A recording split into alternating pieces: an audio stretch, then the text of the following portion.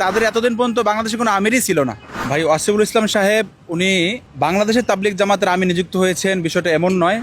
ইমারতকে কেন্দ্র করে দুইবার তারা একবার 1 ডিসেম্বর 2018 আমাদের সাথীদের উপর হামলা করে, যেখানে আমাদের প্রায় 5,000 সাথী আহত হন, এবং 17 ডিসেম্বর 2024 দিবাগত রাত্রেও তারা আরও একটি হামলা করে, যেখানে আমাদের 3 জন সাথী শহীদ হয় এবং শতাধিক সাথী আহত। মাওলানা সাদ সাহেবের অনুসারীরাও, যিনারা এক ব্যক্তিকে অনুসরণ করে তাবলিগের এই মূল মেহনত থেকে বিচ্ছিন্ন হয়ে যায়, ওই সাদপন্থীরাও এতদিন পর্যন্ত, অর্থাৎ 2015 সালে মাওলানা সাদ সাহেবের আমির হিসাবে দাবি করার আগ পর্যন্ত ওনারাও ওই শুরায়ে নিজামের অধীনে থেকেই মেহনত করেছেন।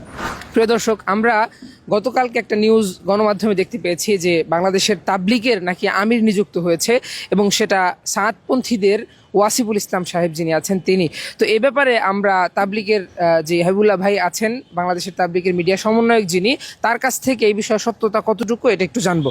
ওনারা যে গণমাধ্যমে বিবৃতিটা দিয়েছেন এটা আসলে একেবারেই একটি মিথ্যা ও বানোয়াট। ভাই ওয়াসিফুল ইসলাম সাহেব উনি বাংলাদেশের তাবলিগ জামাতের আমির নিযুক্ত হয়েছেন, বিষয়টা এমন নয়। উনি বাংলাদেশের তাবলিগে সাদপন্থী নামে যেই কর্মীরা রয়েছে ওনাদের আমির হিসাবে নিযুক্ত হয়েছেন। আর আমরা আলহামদুলিল্লাহ শুরায়ে নিজামের অধীনে থেকে মেহনত করতেছি। মূলত 20 দশকে মাওলানা ইলিয়াস সাহেব রহমতুল্লাহ আলাইহি দাওয়াতের মেহনত শুরু করেন। উনি 1944 সালে ইন্তেকাল করেন। ওনার ইন্তেকালের পরে আমাদের দ্বিতীয় আমির হন বা দ্বিতীয় হজরতজি হন মাওলানা ইউসুফ সাহেব রহমতুল্লাহ আলাইহি। উনি 1965 সালে ইন্তেকাল করেন। উনার পরে আমাদের তাবলিগের শেষ আমির হিসাবে নিযুক্ত হন হযরত মাওলানা এনামুল হাসান সাহেব রহমতুল্লাহ আলাইহি, যাকে আমরা শেষ হজরতজি বলি।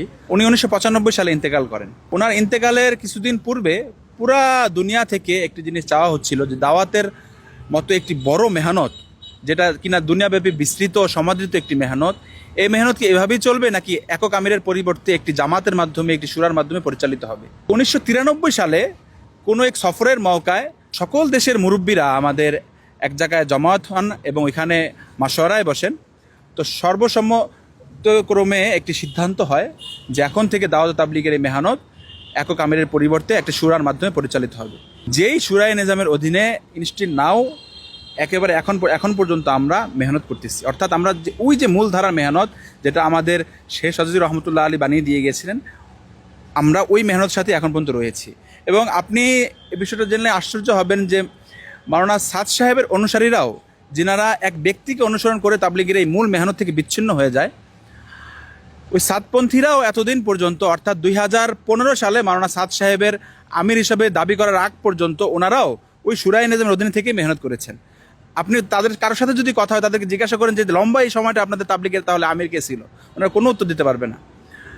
তো মাওলানা সাদ সাহেব যখন নিজেকে আমির হিসাবে দাবি করেন, তাকে কেন্দ্র করে তাবলিগের কিছু কর্মী সাদপন্থী নাম বা সাদপন্থী লেবাস গায়ে লাগিয়ে তাবলিগের মূল মেহনত থেকে আলাদা হয়ে যায়।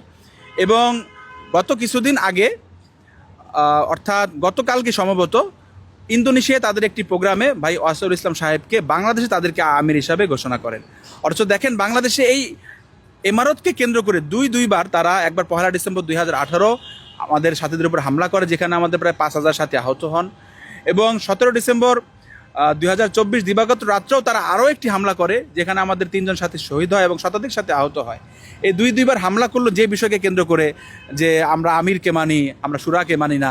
এখন এসে এটা স্পষ্ট হলো যে তাদের এতদিন পর্যন্ত বাংলাদেশে কোনো আমিরই ছিল না। এখন মাত্র সিদ্ধান্ত হয়েছে তাদের বাংলাদেশের সাদপন্থীদের আমির ভাই ওয়াসিফুল ইসলাম সাহেব। মূলত তারাও এতদিন পর্যন্ত শুরায়ে নিজামের অধীনে থেকে মেহনত করেছে। তাদের 4 জন শুরা ছিল। তাদের একজন শুরা ছিলেন খান শাহাবুদ্দিন নাসিম সাহেব, তিনি ইন্তেকাল করেছেন। একজন শুরা ছিল মাওলানা মোশাররফ সাহেব, তিনিও ইন্তেকাল করেছেন। এখনও একজন শুরা হায়াতে আছেন, তার নাম প্রফেসর ইউনুস শিকদার সাহেব।